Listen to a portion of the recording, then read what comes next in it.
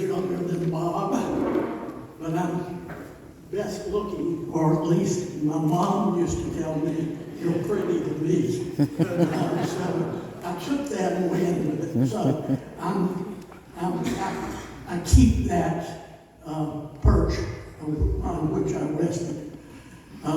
Added to Mike's switch story, the story was also from my mother, that when she got through with the switch, Bob would, I didn't, Bob would turn around, he'd be screaming to high heaven about how bad she was treating him. And when she got through, she would turn around and look at him, or he would look at her and say, that didn't hurt. So that went along with some of the other things that Ike was saying. Once again, I'm 6 years younger. I looked up to my big brother growing up. I was about 7 years old, and I got a tent for my birthday.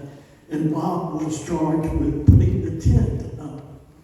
And my big brother, as far as I was concerned, could do everything and anything.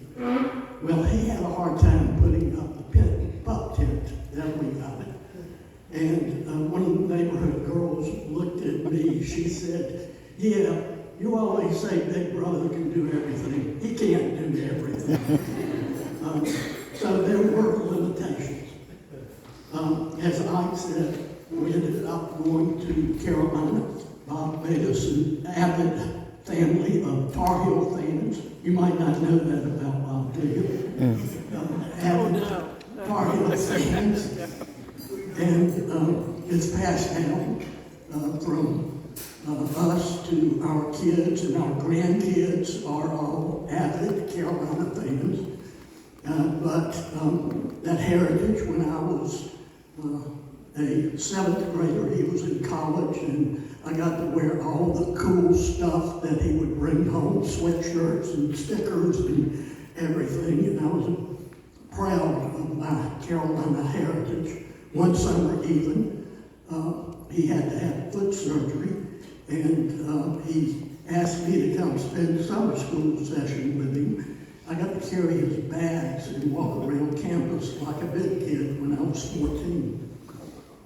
But once again, that Carolina heritage has passed down.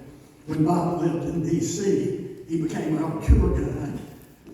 We would go up to D.C. and start traveling around, and Bob would show us the sights and get earlier, and our kids became enamored with D.C., and one of our kids ended up living there for 15 years.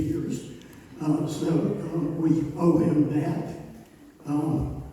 He owned a place at the Isle of Palms for a while, and my family was the first family to go into that new place.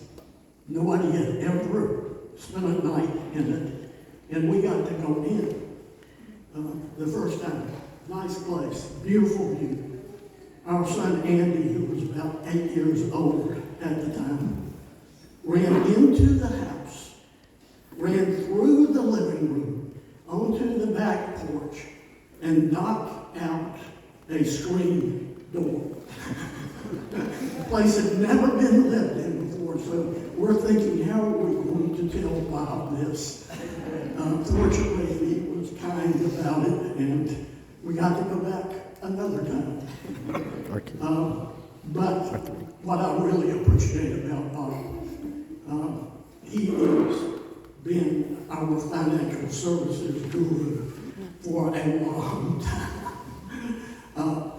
We could depend on him to help us with our taxes. We could depend on him to help us with our investments. We could depend on him as a estate planner and as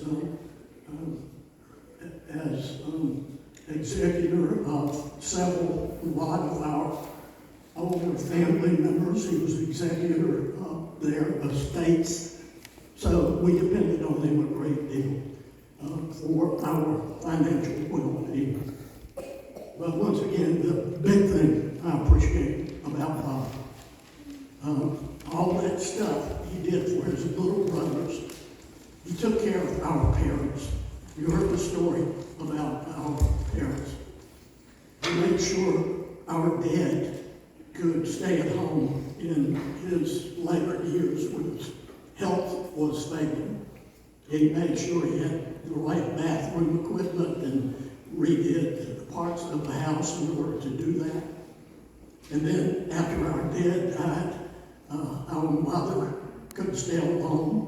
She went to assisted living, and Bob made sure she was taken care of in the assisted living. So he's been really our hero. He's a hero to me. He's a hero to Ike. He's a hero, perhaps to a lot of people in this room. And we really appreciate him. And maybe, like my friend said that thing, maybe he can really do everything. And just want to say, it's getting recorded here, Bob's listening, and we love you, brother.